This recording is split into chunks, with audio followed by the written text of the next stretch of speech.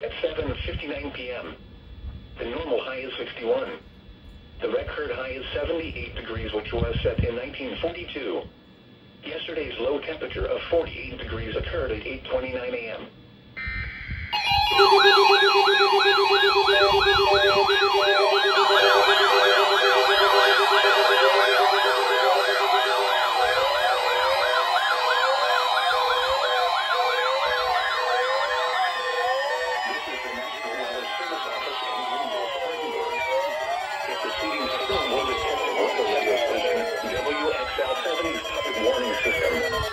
During potentially dangerous weather situations, specially built receivers can be automatically activated to warn of an impending hazard.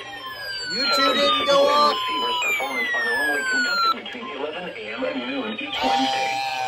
If there had been a threat of severe weather, the test would have been postponed until the next available good weather day. Reception of this broadcast and warning alarm will vary at any given location. This variability, normally more noticeable at greater distances from the transmitter, can occur even though you are using a good quality receiver in good working order. The warning alarm will be activated for hazardous watches and warnings. They did EOM time. Broadcasting near Charlotte on a frequency of 162.475 megahertz. The warning alarm will be activated for the following counties in North Carolina: Alexander, Anson, Cabarrus, Catawba, Cleveland, Gaston, Ardell, Lincoln, Mecklenburg, Montgomery, Richmond, Norton, Stanley, and Union. In South Carolina, Cherokee and York. Hazards torn alert. This concludes the NOAA Weather Radio. All hazards torn alert test. Alright, so the V4 North Carolina climate summary for yesterday. and the 259 didn't go off.